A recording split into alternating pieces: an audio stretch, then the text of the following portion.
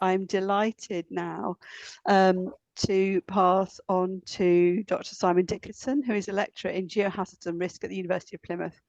And he's going to talk to us about how do students respond to creative science communication assessments, reflections from an undergraduate science communication module at the University of Plymouth. Well, thank you so much for allowing me to be here today. It's been a wonderful day so far. I'm looking forward to sharing this with you. As was introduced, my name is Simon Dickinson. I'm a lecturer in Geohazards and Risk at the University of Plymouth. I'm also joined today by one of our fantastic students, Faye Read, who I'll get her to introduce herself a little bit down the track, and she's going to share some of her sort of experiences as we go through. So what I'd like to do today is kind of share one example of an attempt to teach creative science communication to undergraduate environmental students. I'm going to spend a couple of minutes talking about the module and the assessment and how we do that. I'm going to share some examples of the work that students produce.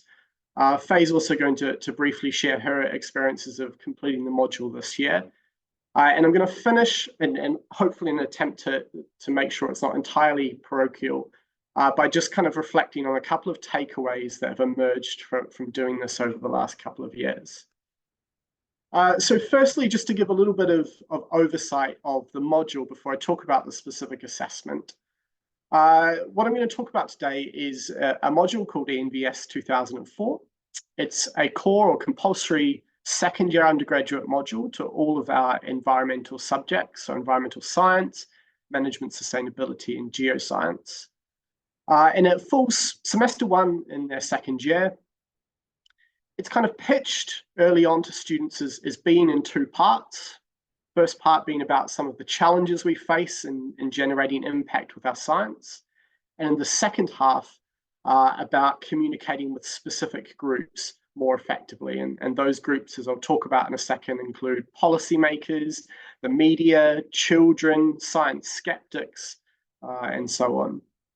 We're kind of sitting behind that, and as we sort of revealed to students as we go through, is a slightly more nuanced sort of structure or narrative where we kind of introduce the idea of the knowledge deficit model, the idea of just talking to people, kind of evidencing the failures or the limitations in that, and moving towards more sort of inclusive participatory ways of communicating. So two-way dialogue, i.e. understanding people's values and then designing our communication around that. And finally, moving forward through to enhanced dialogue, i.e. bringing people into the research process. And that's where we start to talk a little bit about citizen science. So the main piece of kind of coursework in this module, or the only piece of coursework, is 100% website assessment. And we require students or ask them to create a website, a personal environmental science or environmental professional website, through which they host 4 communication pieces that they produce through the module. And the kind of decision to have a website, I guess, has a couple of rationales sitting behind it. Firstly, it gives a resource that they have in terms of employability when they finish their degrees. They have an online presence. We give them a load of examples of environmental scientist websites to kind of model their design on. And secondly, and connected to that, it's a resource that we then build into further undergraduate teaching. So in their final year, when it comes to dissertations and other coursework, they have a place where they can upload, share, and publish their work that they do throughout their degree. So importantly, just before I show you some examples of the work that they produce, in terms of the assessment of their website, the assessment of the pieces that they produce is largely about them evidencing and identifying science communication techniques and pieces within their communication pieces. So we encourage them to be professional in terms of how they produce it and what they produce, but they are not assessed specifically on the kind of professionalism of the final piece.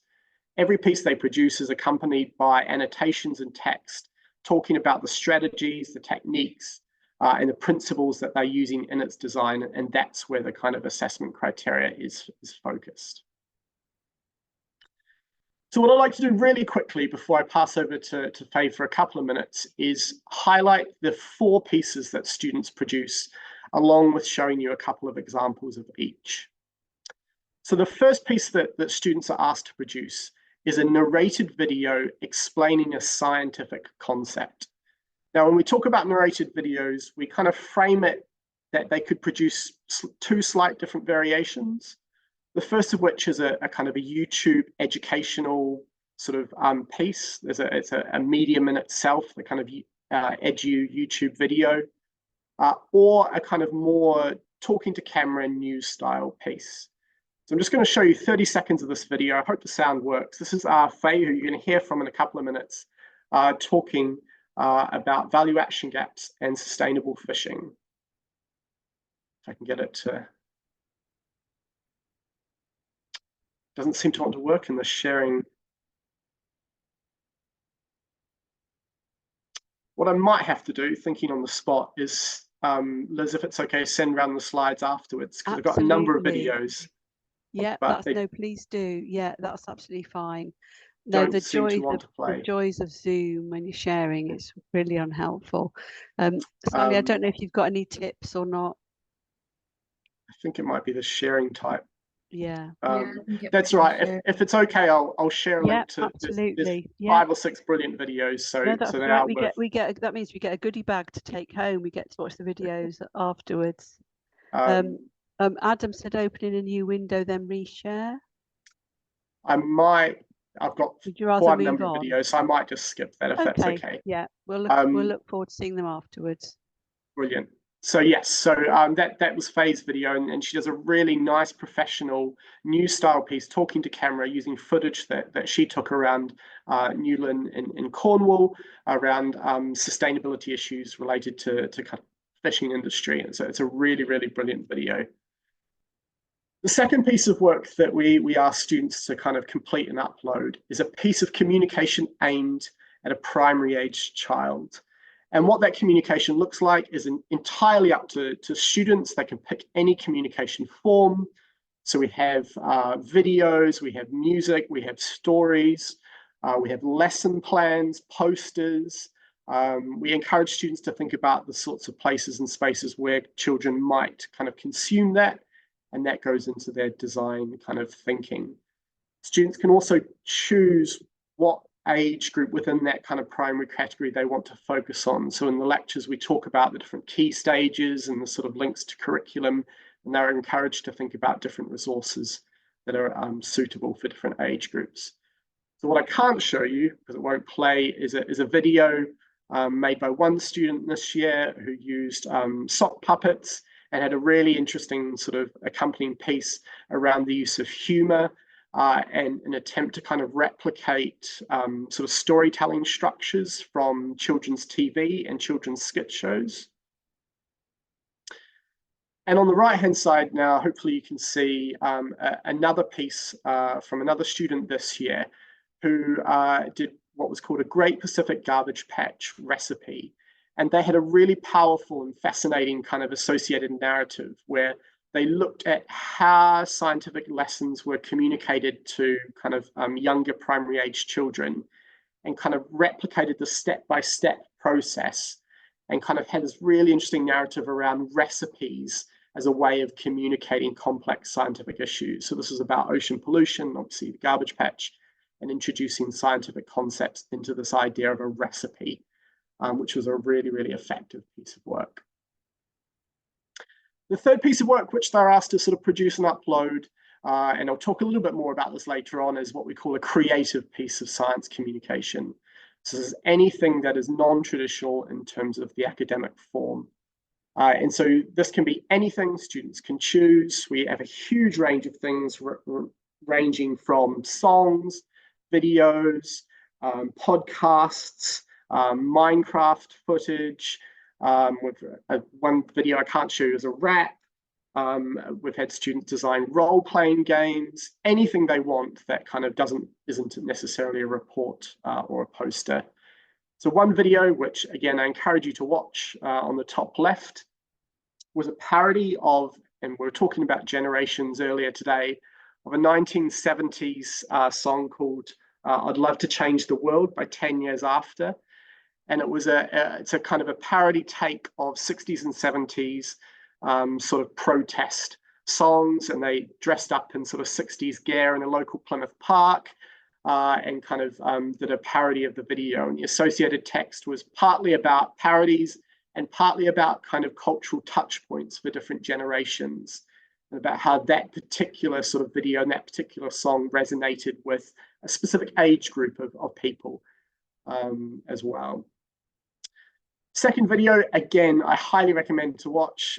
This is from one of our students this year who wrote a song, and this has a lot of dancing in it. He dresses up as a bee, dances around a forest, and again, it's talking about agroforestry and the kind of relationship with bees. Just watch it is my bottom line, because it's a really kind of funny, fascinating video related to agroforestry.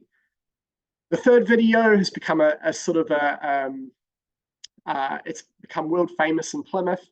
It's one of our students who did a remix or a retake of the song Empire State of Mind, about ocean plastics. And he kind of went on the beach, did a song about plastic pollution. The chorus that he does, I often sing to myself as I go to sleep at night. It's incredibly catchy. It sort of stays in the mind. It's a really, really interesting take. And again, just to show you some examples, there's artwork, there's a photo from behind the scenes of a video that a student produced. We've got poems, and we've got various forms of sort of artistic representation as well. The final piece, and I haven't got any visuals, both for time and interest, is that students get a choice between one of three, or choose one of three options. A press release with obvious media focus related to some of their own work, a written submission of evidence to a select committee, so the audience being policymakers, or a plan for a citizen science project. So that is a slightly brief, slightly in-depth kind of overview of the assessment.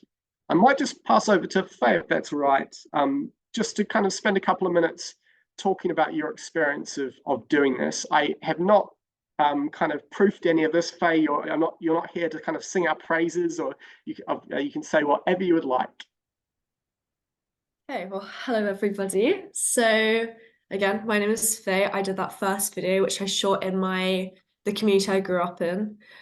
So I knew a lot of the fishermen when I was going to film them, so that's why I was allowed to do it. So this has genuinely been my favorite module I've undertaken throughout my degree so far. And that isn't me just saying it because Simon's here. It's genuinely was a lot of fun. It really pushed me outside my comfort zone.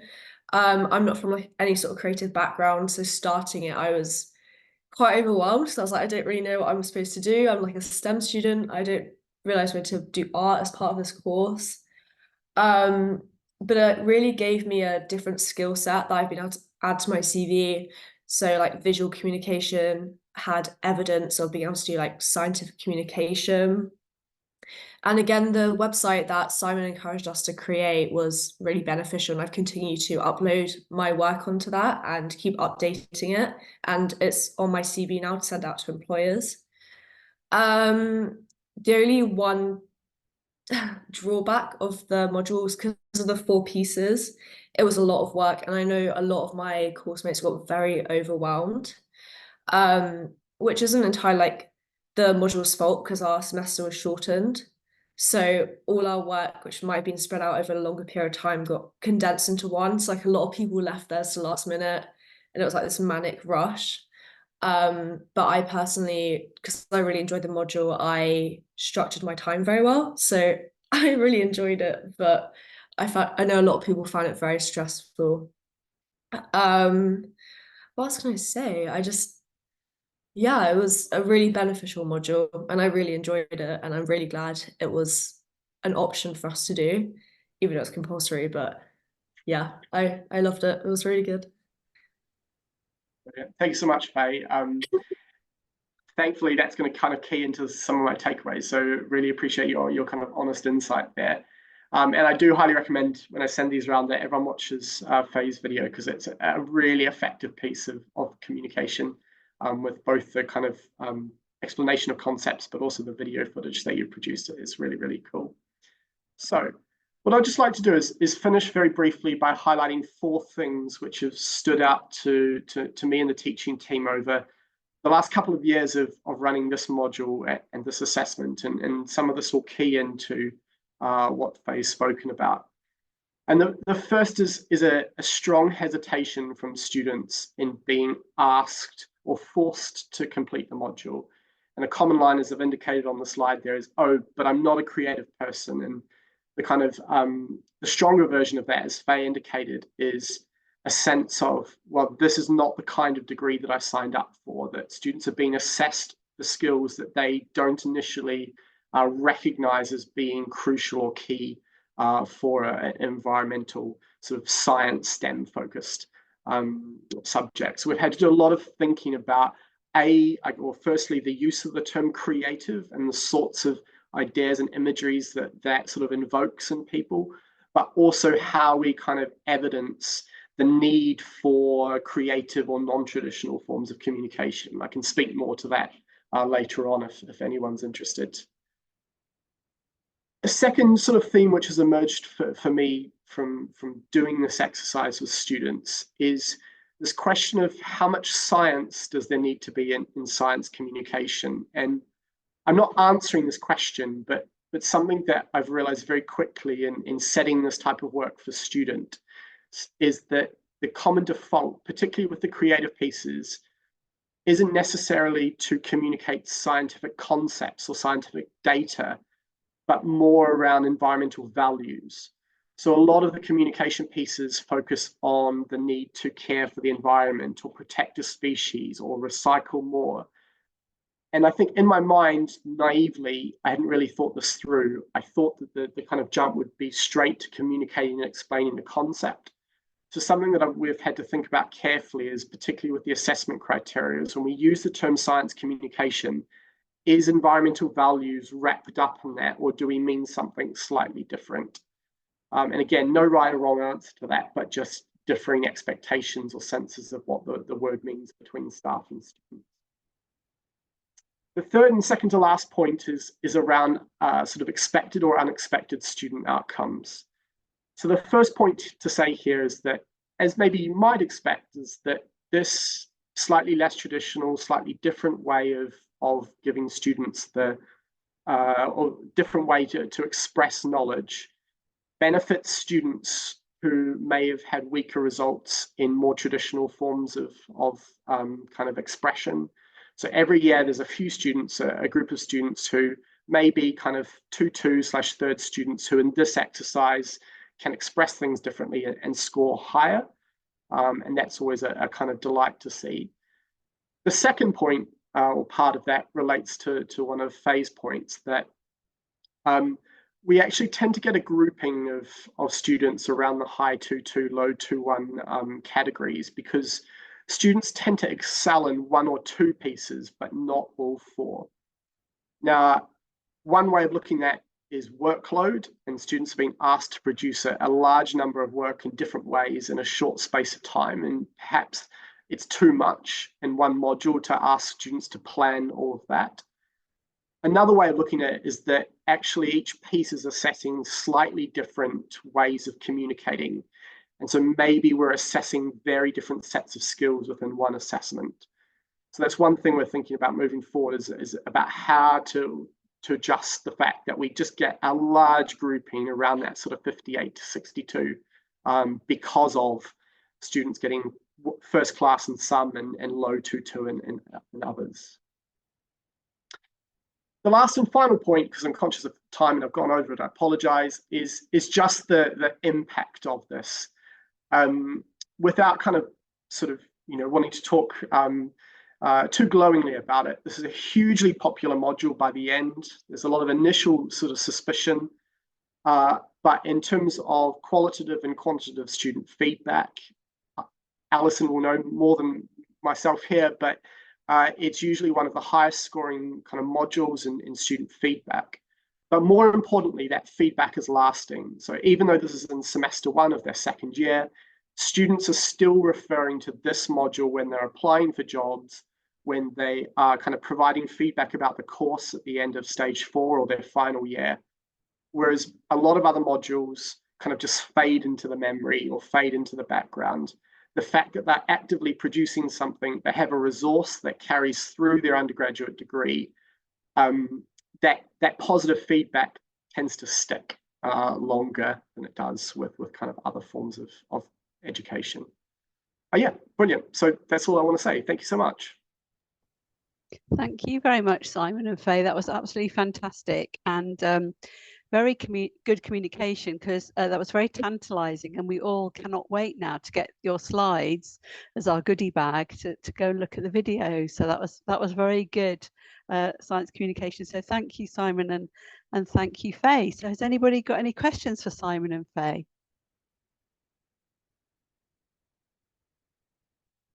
Well, while people are thinking, I will start with what prompted you to come up with this unit in the first place. Brilliant. Thank you for the question. So I've been at Plymouth for a couple of years now, and sort of inherited the module. And Alison, again, Stokes will know far more about this than me, but prior to the kind of the website assessment, it was very blog focused. So it had a similar sort of idea in that students were learning new communication skills, and they were sort of expressing and reflecting on those through blogs. And so one of the things we picked up around the time I came on board, that blogs weren't, dated isn't quite necessarily the right way of putting it, but it didn't have a currency with students in the way that it might have. So we kind of had an internal discussion about across staff about resources that students could build and kind of host kind of communication pieces and resources that might have value to them at the end of the degree. And we sort of emerged or sort of built on from there, really. So it was an adaptation of a previous module. Great, thank you very much. Okay, so we've got lots of questions now, so I think I've got the order right. So first of all, Jackie. Thanks, Liz. This wouldn't be an educational conference meeting unless somebody raised AI and the negatives and positives. But actually, I think that AI could be positively incorporated into the module. I just wondered if you had any thoughts of any changes that you'd be making, how you would be, because it could address some of that we're not creatives issues if AI is a tool and a skill that the students could use. I just wonder what your thoughts were with AI coming, well, AI here. Absolutely. So I think two things come to mind there. So firstly, students have used AI as communication pieces and have been encouraged to do so in some instances. Because what we want to see is, yes, as something gets produced that is an effective communication piece, but what they're being assessed on is the underlying science communication concepts. So to my knowledge, students have used kind of AI in two slightly different ways. One is a very deliberative, here's an AI representation of a future world affected by climate change, for example, and used that as a provocative way of starting dialogue with people. And in other instances, AI has been used to produce a piece where students might not feel like they have the technical capability to do something. So we have embraced that. I think it's not perfect, but the marking criteria is very much around the associated text and kind of engagement with science communication literature and the principles underpinning the piece rather than the final piece itself. And so I don't think that's AI proof necessarily, but it does require students to evidence knowledge in some way. Yeah. Thank you. And Hamid. Yeah, kind of like the reflection part, the last slide Simon put. The second one is how much science is in your science communication.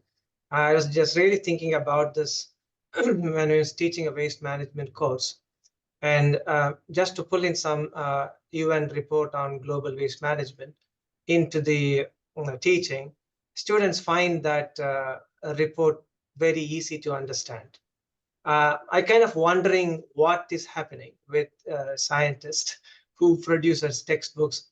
Now, the idea is this, that you see these international organizations have a report, and they have a kind of a summary report for policymakers. There's a huge report, but they have for different audience. And I can see that the summary report for policymaker is more clear than the actually original document. So this simplification of knowledge is a competency that I think, but with a disciplinary training, we don't have skill sets to teach this inside in our classes. It's very difficult, unless in otherwise you have some training in communication. And that's a very important point I just want to make. When you said that, it reflects, we have a problem preparing our students sometimes to simplify knowledge, and they are very good in what you call this sophisticating it. We can train them, but simplification is more difficult. Thank you. Yeah, absolutely. I completely agree. And simplification requires, exactly as you say, a thorough understanding of the science and then of the communication. I think not as nuanced as your question or point there, but the point in my presentation was that students who don't feel as though they know the science inside out in this assessment tend to kind of revert to, well, I'll talk about, recycling, or I'll talk about look after the species or this habitat, and it becomes the default position when they felt like they couldn't kind of go through that process of simplification. But yeah, really important point. Thank you both. Gary. Yeah, thank you, Simon. Fascinating, and I can't wait to see the videos. They look amazing. So, full disclosure, I used to be the head of public engagement with science and technology in the UK government many years ago. Created the ScienceWise programme, and my first job was to kill the public understanding of science movement. So my first question to you is it dead yet, or is it still alive? That's my first question. My second question really is, in your course, are you aiming to communicate science, or are you aiming to communicate about science, different things? And then thirdly, what kind of communications are you kind of promoting or enabling? Is it a kind of one-way knowledge transfer? Is it more of a two-way knowledge exchange? Is it more of a kind of active knowledge brokering? Or is it a more activist innovation entrepreneurship? You can ask him to repeat the question, Simon. I can put it in the chat. I love that. There's some really nice big questions. So my answer will come to me at about 10 p.m. I'll have a go answering some of them, and please pick me up on the bits that I don't pick up. So I think your second question, I'm going to jump to that one, was about, are we communicating science, or are we communicating about science? And the module itself, in terms of its kind of pedagogy and structure, is about science. When students aren't in that module learning about the scientific kind of process or kind of data collection, etc., it is an introduction of some of the often failures of communicating science historically, and thinking about how we engage with people and different groups, etc. So if I've understood your question there, the module itself is a module about communicating about science in a broader degree that is science. Question 3, sorry, could I get you to repeat that? Yeah, okay. So a friend of mine came up with this brilliant framework which she called K-STAR, where the star is basically any word you might want to put after the word knowledge, where K is knowledge. So knowledge transfer, knowledge mobilization, knowledge brokering, knowledge exchange. There's loads and loads of different ways in which people are thinking of kind of trying to bring knowledge to life. But it kind of works in a nested model where you've got to kind of transfer some knowledge first instance, but then you might want to have a bit more of a two-way flow where you're trying to learn as much as you're trying to teach, as it were. But then there's also a much more active knowledge brokering, where you're deliberately going out and finding out what people want to know and what they can do and what their motivations are and limitations are. And then there's a much more activist approach, which is about innovation entrepreneurship. It's about spotting opportunities and going for them. So each of those has a different mode of communication. So my question was, which of those, it doesn't have to be one, hopefully it could be all of them. Which of those are you kind of pitching your work at?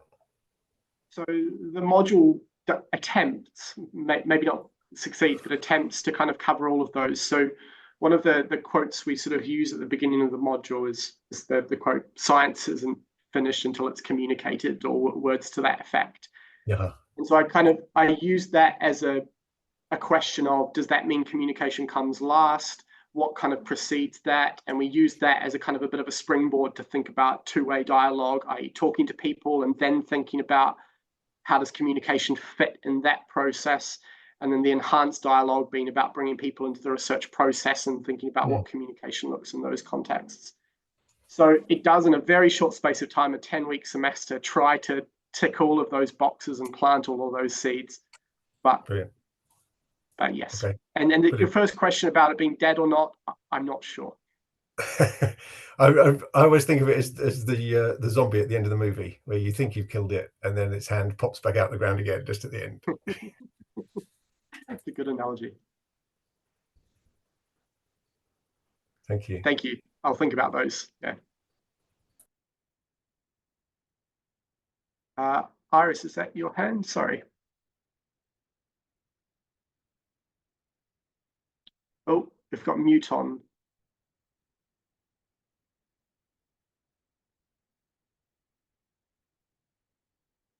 Sorry, Iris, I think you're speaking, but you're on mute. Oh, right, okay.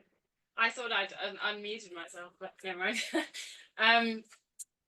Yeah, thank you. It was a really interesting talk and very exciting. My questions are a bit more technical about teaching the module, so I hope that's okay. I was wondering, because of some of the things that I've dealt with when trying to do something a bit more brave when it comes to, like, you know, the assessment and trying to have, you know, different formats and things. And I was wondering two things really. One, how do you handle kind of student anxiety about, you know, the amount of choice that they have of things to do, and then they kind of are a bit paralyzed about what they actually want to do? And also, how do you assess these things when they're so different from, you know, a video to, like you're saying, an AI picture to, you know, a radio show or something? It's really, really cool, but I wonder how that works in terms of, you know, actually giving them a mark for these things. Yeah, absolutely. Brilliant. Yeah, two fascinating questions. So your first question about kind of anxiety and choice and kind of tackling that, I won't say that we do it effectively. It's a kind of reoccurring thing. My strategies so far in the couple of years I've done it, so the workshop, so every week in terms of the module structure, we have a kind of a 2-hour session, teaching lecture-based session, and a 2-hour workshop. And the workshops are entirely focused on the design of the communication pieces. And so in that, they have kind of one-on-one time, relatively small workshops with staff members to kind of help them make those choices. Connected to that, and this is there both in terms of providing feedback, but also trying to reduce anxiety, is that there's a formative feedback opportunity about halfway through the module. And the expectation there is that students make the choice about what they want to produce by that point. They don't have to have produced it, but they can at least sketch out a plan. And so we work very hard this year. We kind of got the feedback for that within a couple of days to them. So they have enough time, they've got kind of a certainty that the choice that they have made, that they're not going to shoot themselves in the foot, that they're not kind of, you know, starting on the back foot. But by halfway through the module, all of the major decisions have been made. They've had feedback on how to go about it. They just then can kind of go through doing it. I don't know if that's the perfect approach, but having the workshops focused on making those decisions and then having a point where certainty is almost required does work for some students. Mm-hmm. Do you find the engagement with the formative feedback to be really good? So I can give you the exact statistics. So this year we had, wow, it's interesting. This year we had 65% of the modules submit the formative assessment. So just over half. Of those who submitted, the mean mark of those who submitted the formative work was 12 marks higher than those who didn't. The question is that reflective of the formative feedback, or is that reflective of students just being a little bit more organized of those who submit? I'm not sure. But that we use that as an incentive in some ways to kind of communicate to students to do that. So yeah, it's sort of engaged with, but it could be a lot better. To go back to your second question, just really quickly about how to assess really diverse pieces of work. And again, this isn't perfect, but I'm happy to send around the marking criteria. The emphasis is heavily on the associated annotations and texts to the piece, which ask them to demonstrate the science communication principles, evidence, and strategies that they're drawing upon. So that in theory means that if one student has a rap song and another has a video from Minecraft, what we're actually assessing is what thought has gone into those pieces rather than the diverse kind of piece itself. Not perfect, but it does make marking a little bit easier.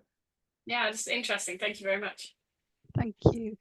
And we've got time for a very quick question that Kathy posed in the chat. Kathy, would you like to ask your quick question? Thank you.